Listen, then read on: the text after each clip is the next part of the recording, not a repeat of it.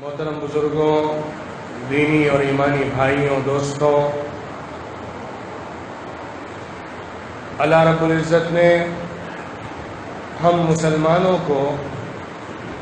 ایمان کی دولت سے نوازا ہے اور اس کے ساتھ ساتھ ایک عظیم منصب عطا کیا ہے، ایک خاص مقام دیا ہے جو اس امت کے لیے خاص ہے۔ وہ جو ذمہ داری ہے، اس ذمہ داری پر جب امت قائم رہتی ہے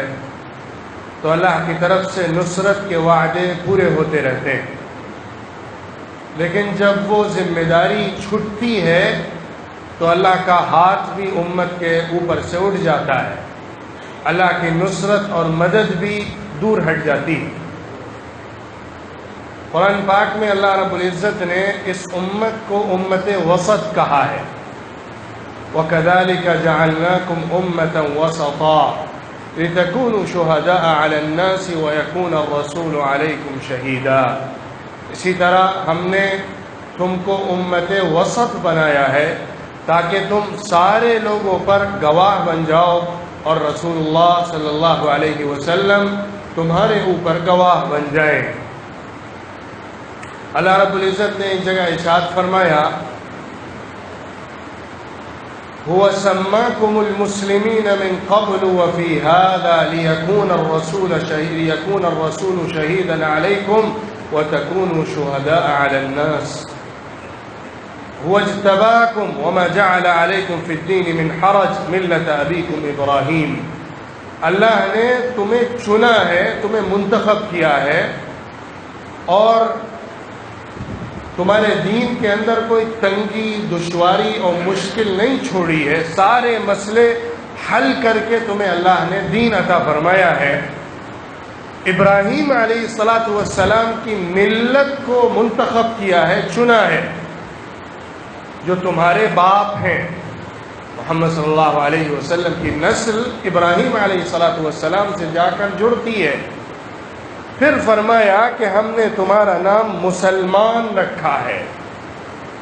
اس سے پہلے بھی تمہارا اسی نام سے تذکرہ دوسری کتابوں میں کیا گیا ہے،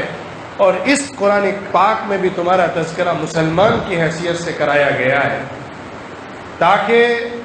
تم اپنے مقصد سے جڑے رہو۔ نام ایک بہت بڑا سیمبل ہوتا ہے، ایک سائن ہوتا ہے جس کے ذریعے سے انسان کی آئیڈینٹی ہوتی ہے،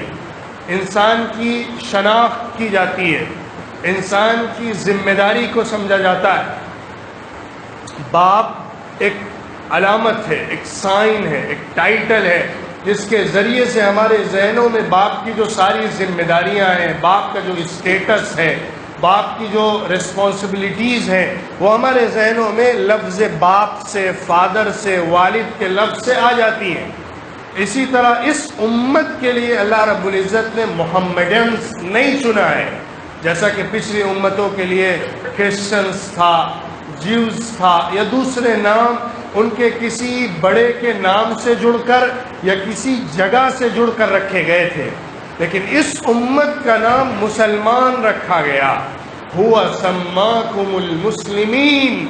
اللہ نے تمہارا نام المسلمین رکھا ہے۔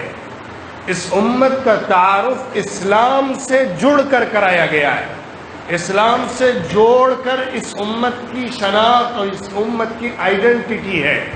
تاکہ اصل مقصد کو یاد رکھا جائے، اس نام کے ذریعے سے اصل رسپانسبلٹی کو سمجھا جائے۔ اسلام یہ ذمہ داری ہے، اسلام یہ مشن ہے، اسلام یہ عمل ہے، اسلام یہ آئیڈینٹی ہے۔ یہ امت جب پریکٹیکل شکل میں اسلام سے جڑ کر رہتی ہے، اسلام کی ریپرزنٹیٹیو بنتی ہے، اسلام کی رسپانسبلٹیز کو سمجھتی ہے، اسلام کی نمائندہ اور ترجمان بن کر سامنے آتی ہے، تو پھر یہ امت اللہ رب العزت کی طرف سے اس عظیم مقصد کو پورا کرنے والی ہوتی ہے جس کے لیے اللہ نے اس امت کو چنا تھا۔ وہ کیا ہے ذمہ داری اس کے بعد؟ لِيَكُونَ الرَّسُولُ شَهِيدًا عَلَيْكُمْ وَتَكُونُوا شُهَدَاءَ عَلَى النَّاسِ۔ تاکہ رسول تمہارے اوپر شہید بن جائیں اور تم سارے انسانوں پر شہداء بن جاؤ، گواہی دینے والے بن جاؤ، اللہ کی طرف سے حجت پوری کرنے والے بن جاؤ، اللہ کے پیغام کو ہر خاص و عام تک پہنچا کر اللہ کے جو دین کی ذمہ داری ہے وہ پوری کرنے والے بن جاؤ۔ یہ شہادت ہے جو امت پر رکھی گئی ہے۔ امت کی جو ذمہ داری ہے، امت کا جو یہ پیغام ہے، امت کا جو یہ مشن ہے، امت جب اس سے جڑ کر رہتی ہے تو اللہ رب العزت کی طرف سے مدد آتی ہے۔ یہ امت محاسب امت ہے۔ اس امت کا مقصد ہے کہ قوموں کا محاسبہ کرے۔ اس امت کی ذمہ داری ہے کہ انسانیت کو پرکھے، تولے، جانچے، اس کا ایگزام کرے اور لوگوں کو کھڑا کھوٹا الگ کر کے بتائے۔ اس امت کا مشن ہے کہ غلط کو غلط کہے،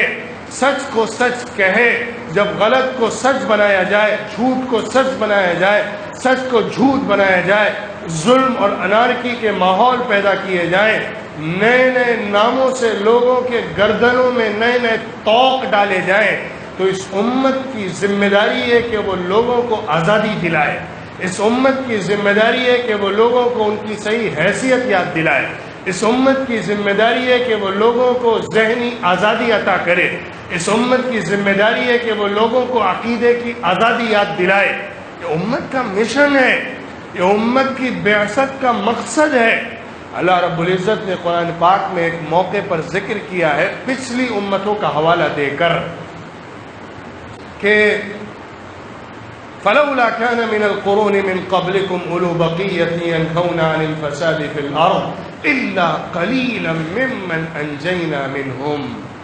کیوں پچھلی صدیوں میں، پچھلے زمانے میں کچھ ایسے باضمیر، باحمیت، حوصلہ مند افراد نہیں رہ جاتے جو زمین پر، ملک میں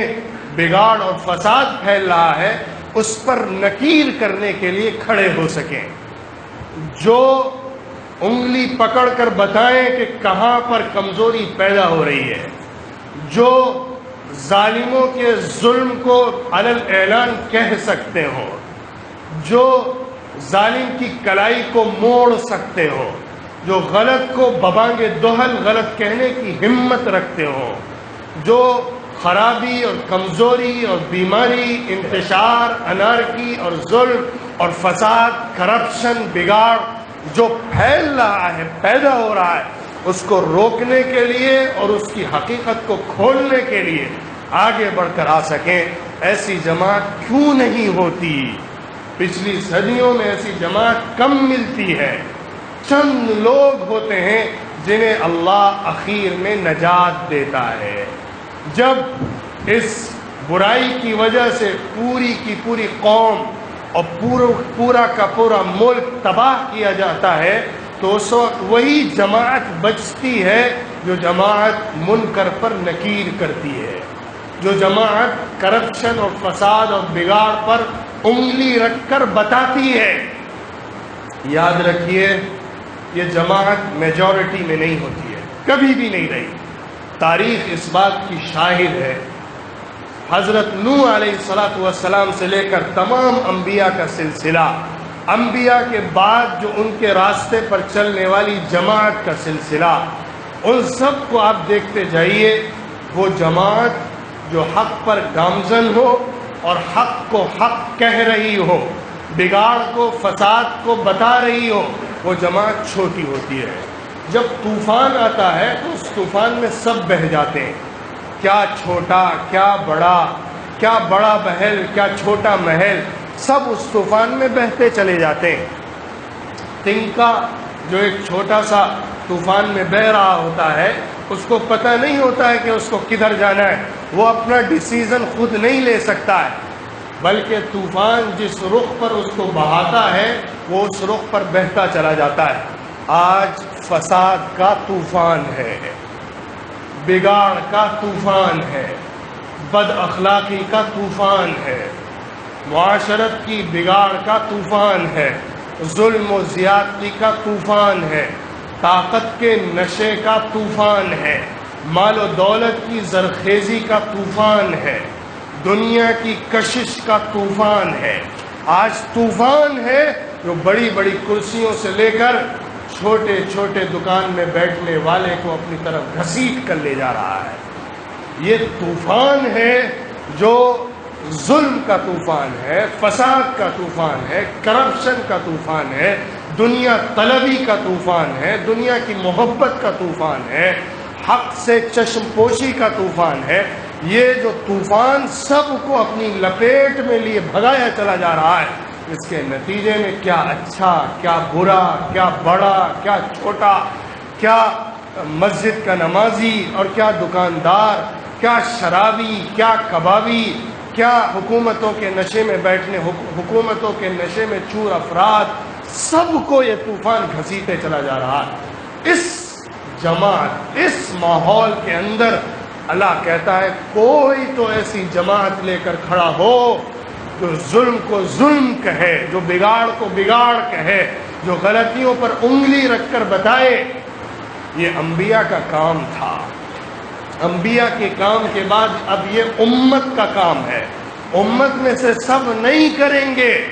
وَلْتَكُن مِّنكُمْ أُمَّةٌ يَدْعُونَ إِلَى الْخَيْرِ وَيَأْمُرُونَ بِالْمَعْرُوفِ وَيَنْهَوْنَ عَنِ الْمُنكَرِ. تم میں سے کوئی ایک ایسی جماعت ہو، امت عامہ میں سے، عام امت میں سے ایک خاص جماعت، ایک خاص ٹولی ہو جو خیر کی طرف دعوت دینے کے لیے کمر بستہ ہو جائے، جو خیر کی طرف بلانے کے لیے کھڑی ہو جائے، معروف کا حکم دے، منکر سے منع کرے. یہ امت کے چند افراد کو بلایا جا رہا ہے جو اپنی جان کی بازی لگا کر اللہ کے اس عظیم کام کو لے کر کھڑے ہوں. فَلَوْلَا نَفَرَ مِن كُلِّ فِرْقَةٍ مِّنْهُمْ طَائِفَةٌ لِيَتَفَقَّهُوا فِي الدِّينِ وَلِيُنذِرُوا قَوْمَهُمْ إِذَا رَجَعُوا إِلَيْهِمْ لَعَلَّهُمْ يَحْذَرُونَ. تم میں سے کوئی ایسی جماعت کیوں نہیں ہوتی؟ پورے مسلمانوں میں سے ایک ایسی جماعت کیوں نہیں ہوتی جو اللہ کے دین کا تفقہ حاصل کرے، اللہ کے دین کو سمجھے، اللہ کی شریعت کو ہضم کر لے،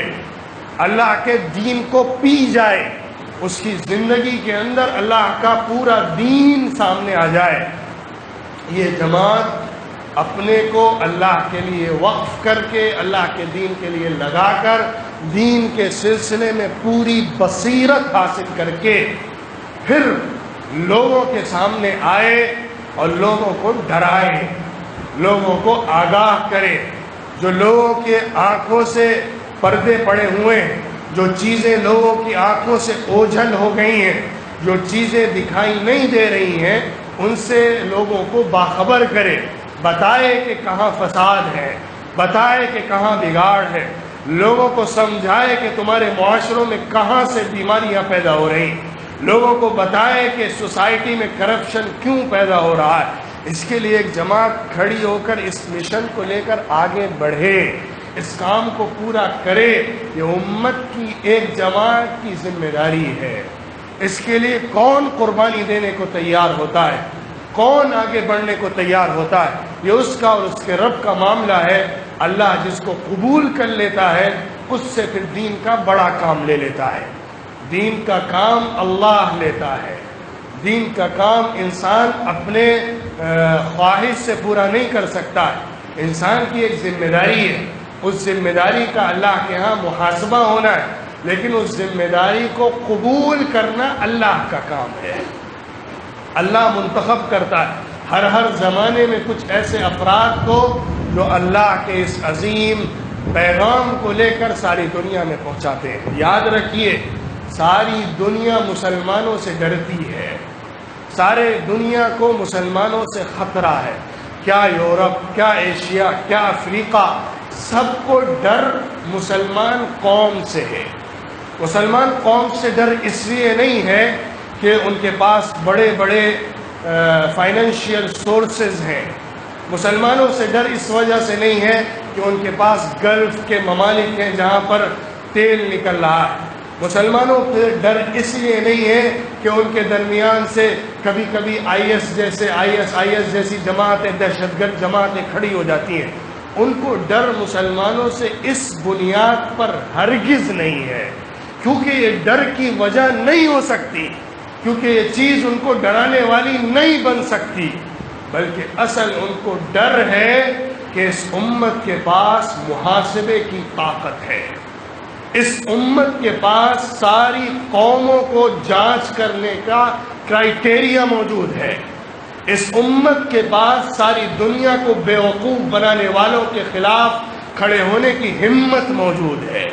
اس امت کے پاس ساری دنیا کے اندر جو چند لوگ بیوقوف بناتے ہیں، لوگوں کا استحصال کرتے ہیں، لوگوں کے درمیان پولرائز کر کے لوگوں کو لڑا کر اپنی سیاست چلاتے ہیں، اس امت کے پاس وہ محاسبہ کرنے کی ہمت ہے، اس سے ڈر ہے ساری دنیا کو۔ اسی لیے اسلاموفوبیا کا ایک نعرہ لگایا گیا، اسلاموفوبیا کے عنوان سے مسلمانوں کے تعلق سے خوف پیدا کیا گیا، پوری دنیا کے اندر مسلمان کو ایک دہشت گرد کی حیثیت سے تعارف کرایا گیا، مسلمانوں کی شناخت، مسلمانوں کی آئیڈینٹی بہت غلط شکل میں دنیا کے سامنے پیش کی گئی۔ اس کے لیے تقریباً پچھلی صدی جو 20th سینچری ہے، اس پوری سینچری کو پری پلان استعمال کیا گیا ہے، اس میں سارے ذرائع جو ایک قوم کی تعارف کے لیے ہوتے ہیں وہ استعمال کیے گئے، کیا میڈیا ہو، کیا ایجوکیشن کی فیلڈ ہو، کیا دوسرے جو ڈپارٹمنٹس ہو سکتے ہیں، دوسری فیلڈز ہو سکتی ہیں، ان سب کے راستے سے مسلمانوں کا جو تعارف پیش کیا گیا، مسلمان قوم کا جو تعارف دنیا کے سامنے رکھا گیا، وہ ایک بڑا گھنونا، ناپاک، گندا اور سنگین بنا کر رکھا گیا۔ یہ اس وجہ سے نہیں تھا کہ ان کو مسلمانوں کے بارے میں مس انڈرسٹینڈنگز تھی، اس بات کو اچھی طرح سمجھنا چاہیے۔ اس کی وجہ ہرگز یہ نہیں تھی کہ ان کو مسلمانوں کے بارے میں بہت زیادہ مس انڈرسٹینڈنگز تھی، بلکہ یہ بات اس وجہ سے تھی کہ ان کو معلوم تھا کہ اگر کوئی قوم کھڑی ہو کر ان کے ہاتھ کو پکڑ سکتی ہے، اگر کوئی قوم ساری دنیا کے افراد کو جگا سکتی ہے، اگر کوئی قوم ساری دنیا کو انسانوں کے رشتے سے کاٹ کر ایک رب کے جھنڈے میں لانے کا پیغام لے کر آگے بڑھ سکتی ہے، تو وہ صرف مسلمان قوم ہے، کیونکہ ہمارے پاس جو دعوت ہے، ہمارے پاس اللہ رب العزت کا جو پیغام ہے، ہمارے پاس جو زندہ و جاوید قرآن ہے، ہمارے پاس محمد صلی اللہ علیہ وسلم کی شکل میں جو ایک بہترین نمونہ اور آئیڈیل موجود ہے، وہ ایک ایسا اسپریچول پاور رکھنے والا ہے جو دنیا کے سارے بتوں کو پاش پاش کر دیتا ہے، دنیا کی ساری طاقتوں کو زیر کر دیتا ہے، دنیا کے سارے ازمز کو فلاپ کر دیتا ہے، دنیا کی سارے ظالمانہ سسٹم کو کلیپ کر دیتا ہے۔ یہ طاقت ہے اللہ رب العزت کے اس پیغام کے اندر جو امت کے پاس موجود ہے۔ دو طریقے سے کام کیا جاتا ہے، دوسری قوموں کے سامنے امت کا تعارف غلط کرایا گیا، اور دوسرا کام جو بہت خطرناک طریقے پر کیا گیا، امت کے اندر سے اس جذبے کو مار دیا گیا۔ امت کے اندر جو محاسبے کا جذبہ ہے، امت کے اندر دوسری قوموں کو، ساری انسانیت کو، سارے سسٹم کو، سارے نظام ہائے حیات کو اللہ کے اس عظیم کرائیٹیریا پر جانچنے کی صلاحیت ہے، اس کو مار دیا جائے، امت کے اندر سے اس کو ختم کر دیا جائے، امت کے اندر سے قوت محاسبہ کو مفقود کر دیا جائے۔ اس کے لیے بڑی کوشش کی گئی، جو ایجوکیشن نظام لایا گیا، اس کے ذریعے سے امت کے اندر جو ایک حوصلہ، امنگ، ہمت آتی ہے ایمان کے راستے سے، قرآن کے راستے سے، وہ بند کیا گیا۔ ایک بہت بڑا کام ہے جو یورپ میں کیا گیا، جس کو بہت ساری کتابوں کے پڑھنے سے ملتا ہے، جس کو عربی میں تجدید منابع القوہ کہا جاتا ہے۔ جو طاقت کے، ہمت کے، پاور کے سورسز ہیں اس کو خشک کر دیا جائے، اس کو بند کر دیا جائے۔ زمین کے اندر سے جہاں سے پانی پھوٹ رہا ہے، جن جگہوں سے پانی پھوٹ کر نکل رہا ہے، ان جگہوں کو بند کر دیا جائے۔ یہ بڑا سنگین اور پری پلان کام کیا گیا ہے۔ اس کے لیے بہت ساری کوششیں کی گئی ہیں، جس کا تعارف، جس پر ڈسکشن، جس کی ہسٹری آپ کے سامنے رکھنے کے لیے بہت لمبا وقت چاہیے۔ مختصر یہ کہ انہوں نے دیکھا کہ مسلمانوں کے پاس جو بیسک سورس ہے، جس کے ذریعے سے بار بار ان کے اندر دوبارہ ہمت پیدا ہو جاتی ہے۔ بڑی عجیب بات ہے، یہ تاریخ کے اندر دیکھا گیا کہ مسلمان قوم کو جتنا دبایا گیا تو کبھی نہ کبھی اس کے مردہ جسم کے اندر سے ایک چنگاری پھوٹ پڑتی ہے، جس کے بعد یہ پورے کے پورے علاقے کو جلا دیتی ہے۔ یہ کون سا ایسا پاور ہے اس قوم کے اندر جو مرتا ہی نہیں ہے؟ کتنا ہی اس قوم پر ظلم کر لیا جائے، کتنا ہی اس قوم کو مار دیا جائے، کتنا ہی ان کو دبا دیا جائے، کتنا ہی ان کو بھگا دیا جائے، کتنا ہی ان کے خلاف پروپیگنڈا کر دیا جائے، کتنا ہی ان کو ذلیل و خوار کر دیا جائے، لیکن کبھی نہ کبھی ان کے اندر سے ایسی چنگاری نکلتی ہے جو پوری کی پوری قوم کو اپنے آغوش میں لے لیتی ہے۔ یہ کیا چیز ہے؟ یہ کیسی طاقت ہے جو ہمیں دوسری قوموں میں نہیں ملتی؟ قومیں ایک وقت تک جیتی ہیں، پھر ان قوموں پر زوال آتا ہے، اس زوال کے بعد وہ قومیں اٹھتی نہیں ہیں۔ یہ تاریخ کی ایک گواہی ہے، یہ تاریخ کی ایک حقیقت ہے۔ جو قومیں دبا کے ختم کی گئی، ان کے اندر دوبارہ کھڑے ہونے کی ہمت نہیں بچی ہے۔ لیکن یہ اس امت محمدیہ کی، مسلمانوں کی عجیب تاریخ رہی ہے کہ شروع دور سے لے کر آج تک کیسے کیسے حالات اس امت پر آئے، لیکن یہ امت ہمیشہ ان حالات کے بیچ سے بڑی طاقت کے ساتھ کھڑی ہوئی ہے۔ اس کو انہوں نے اسٹڈی کیا، اس کو انہوں نے بہت غور سے دیکھا،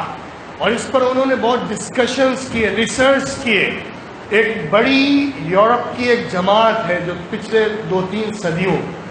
2-3 سینچریز تک چلی ہے، جو مستشرقین کہلاتے ہیں، اورینٹلسٹ، جنہوں نے مسلمانوں کا خاص طور پر ان کی اسٹڈی کی، ان کی پوری ہسٹری کو پڑھا، ان کی پورے قرآن اور حدیث اور پورے سورسز کو پڑھا۔ وہ اس نتیجے پر پہنچے کہ اگر ہمیں اس قوم کو بدلنا ہے تو اس قوم کے اندر جو بیسک پاور کے سورسز ہیں اس کو بند کرنا پڑے گا، اور اس قوم کا تعارف دنیا کے سامنے بہت زیادہ ظالمانہ شکل میں کرانا پڑے گا۔ انہوں نے دیکھا کہ اس امت کے پاس جو قرآن کا سورس ہے، اس امت کے پاس محمد صلی اللہ علیہ وسلم کی زندگی کا سورس ہے، جو آج تک اسی شکل میں موجود ہے جو اس وقت تھا، اس میں کوئی بدل نہیں سکے۔ ایک کوشش تو یہ کی گئی کہ قرآن کو تبدیل کیا جائے، ایک کوشش یہ کی گئی کہ حدیث میں تبدیلیاں پیدا کی جائیں، حدیث کے بارے میں شک پیدا کیا گیا ہے، ایک کوشش یہ کی گئی کہ محمد صلی اللہ علیہ وسلم کی زندگی کو جس خوبصورت اور رحمت کی شکل میں دنیا کے سامنے رکھا گیا ہے اس کو چینج کر دیا جائے۔ ان کی جو جنگیں ہیں یا حضور صلی اللہ علیہ وسلم کا جو کیریکٹر اسیسینیشن ہو سکتا ہے، ان کی زندگی اور ان کی حیات کے اندر جو کچھ ایسے پہلو ہیں جس کو بنیاد بنا کر ان کو ٹارگٹ بنایا جا سکتا ہے، ان کے بارے میں غلط پروپیگنڈا کیا جا سکتا ہے، وہ کیا گیا۔ اس کے لیے ایک بڑا لٹریچر تیار کیا گیا ہے، 10 کتابیں ہیں اورینٹلسٹ کی، مستشرقین کی، جو اس مقصد کے لیے اکیڈمک طریقے پر کی گئی ہیں، اور اس کے لیے افسوس کی بات یہ ہے کہ ہمارے مسلمانوں کو بھی استعمال کیا گیا، عرب کے مسلمانوں کو استعمال کیا گیا، ان کو، ان کے گروپس کو، ان کی جماعتوں کو لے جایا گیا اور ان سے یہ کام کرایا گیا اور ان سے ایسا لکھوایا گیا۔ دوسری طرف انہوں نے بڑے سورسز کے ذریعے سے، پاور کے ذریعے سے، دنیا کی حکومتوں کے ذریعے سے یہ کوشش کی مسلمانوں کا ایمان سے رشتہ توڑا جائے، مسلمان کو دوسری قوموں کی طرح اپنے پیٹ اور اپنے شرمگاہ کے لیے جینے والا بنا دیا جائے۔ اس قوم کے اندر بھی صرف وہی مائنڈ سیٹ تیار کر دیا جائے جو دوسری قوموں کا ہوتا ہے، جو صرف کمرشل چیزوں کے کمرشل انداز میں چیزوں کو دیکھتا ہے، فائنینشیلی چیزوں پر غور کرتا ہے، جو دنیا کو صرف اپنے اور اپنے گھر کو سمجھتا ہے، جو دنیا کے اندر اچھے بزنس، اچھی جاب، اچھی لگژریل لائف سے آگے بڑھ کر سوچنے کی صلاحیت کھو دیتا ہے، ایسا انسان بنا دیا جائے۔ اس کے لیے ساری چیزوں کو استعمال کیا گیا۔ دوسری قوموں سے ان کو کوئی ڈر ہی نہیں تھا، دوسری قوموں کے پاس وہ سورسز نہیں تھے جس کی بنیاد پر وہ ساری دنیا کا محاسبہ کر سکتے ہوں۔ یہ سورسز صرف اس امت کے پاس ہیں اور قیامت تک زندہ رہیں گے، چاہے امت کے افراد اس سے ہٹ جائیں۔ انہوں نے یہ کوشش کی کہ مسلمانوں کو ایک میٹیریلسٹک انسان بنا دیا جائے دوسری قوموں کی طرح، اور اس میں کسی حد تک وہ کامیاب بھی ہوئے۔ اس سلسلے میں بڑی کامیابیاں بھی ان کو کسی حد تک ملی ہیں، عرب ملکوں کے اندر بھی اور ہمارے ایشیا کے ملکوں کے اندر بھی، کہ انہوں نے مسلمانوں کے اندر سے وہ اسپرٹ ختم کرنے کی کوشش کی اور اس میں کسی حد تک کامیابی بھی حاصل کر لی، جس کی بنیاد پر یہ امت ہمیشہ بار بار کھڑی ہو جاتی ہے۔ اس اسپرٹ کو مارنے کی کوشش کی گئی۔ وہ اسپرٹ کیسے پیدا ہوتی ہے؟ وہ اسپرٹ پیدا ہوتی ہے اپنے مقام کو سمجھنے سے، اپنی ذمہ داری کو جاننے سے، اپنے اسٹیٹس کو معلوم کرنے سے، اپنی دنیا کے آگے دوسری دنیا کو دیکھنے سے، اپنے سراؤنڈنگ سے ہٹ کر ساری دنیا کو اللہ کی نگاہ سے دیکھنے سے۔ جب یہ امت اس سوچ کے ساتھ آگے بڑھتی ہے تو پھر یہ امت خطرناک ہے ساری دنیا کے لیے۔ لیکن جب یہ امت صرف کھانے پینے، اپنے پیٹ اور گوشت اور پوست کے سلسلے میں پھنس کر رہ جاتی ہے تو ان کے لیے کبھی بھی اس امت سے خطرہ نہیں ہوتا ہے۔ اس کے لیے پری پلان جہاد کے لفظ کو استعمال کیا گیا، اور جہاد کے لفظ کو استعمال کر کے پوری امت کی شناخت کو غلط بنا کر پیش کر دیا گیا۔ گویا کہ یہ امت کولونائزیشن والی امت ہے، گویا کہ یہ امت ساری دنیا پر قبضہ کرنے کے ارادے سے کھڑے ہونے والی امت ہے، حالانکہ اس کے خلاف تاریخی حقائق بھی ہیں، اس کے خلاف پورا لٹریچر ہے، اس کے خلاف پوری تاریخ اور ہسٹری ہے، لیکن اس کے باوجود اس لفظ کو، صرف ایک اس لفظ کو استعمال کر کے پوری دنیا کے اندر مسلمانوں کی شکل جو پیش کی گئی وہ بڑی ظالمانہ ہے۔ ہمیں پورے فخر کے ساتھ کہنا چاہیے کہ ہمارے پاس جہاد جیسا نظام موجود ہے۔ یہ اللہ کا بہت بڑا عطیہ ہے، یہ اللہ کا زبردست نظام ہے، جس کی بنیاد پر ہم اس دنیا کو صحیح راستے پر چلانے کی ہمت رکھتے ہیں۔ جہاد کا ہرگز ذرہ برابر بھی ظلم سے کوئی تعلق نہیں ہے۔ جہاد انصاف دلانے کا نام ہے، جہاد عدل لانے کا نام ہے، جہاد انسانوں کو ان کے حقوق دینے کا نام ہے، جہاد دنیا کے ہر طبقے کو اس کی آزادی دلانے کا نام ہے، جہاد ہر انسانوں تک اللہ کے پیغام کے پہنچانے کی آزادی کا نام ہے، جہاد ہر انسان کو پوری آزادی کے ساتھ اپنے موقف پر عمل کرنے کا نام ہے۔ اس کے لیے جو کوشش کی جاتی ہے وہ سب جہاد ہے۔ آپ ایجوکیشن کی فیلڈ میں کوشش کریں، لوگوں کو تعلیم دلانے کی کوشش کریں، میڈیکل فیلڈ میں لوگوں کو ریلیف پہنچانے کا کام کریں، چیریٹی کا کام کرنے کے لیے آگے بڑھیں، اور جو ظلم کرنے والے ہیں ان ظالموں کے ہاتھ پکڑ کر مظلوموں کی مدد کے لیے کھڑے ہوں۔ یہ سب جہاد کے شعبے ہیں، یہ سب جہاد کے حصے ہیں۔ اگر اس لفظ کو ٹارگٹ کیا گیا ہے تو یاد رکھیے اس کے ذریعے سے امت کے اندر جو دوسروں کے خلاف، دوسروں کے حق میں انصاف کے لیے کھڑے ہونے کی جو اسپرٹ ہے وہ مارنے کی کوشش کی گئی ہے۔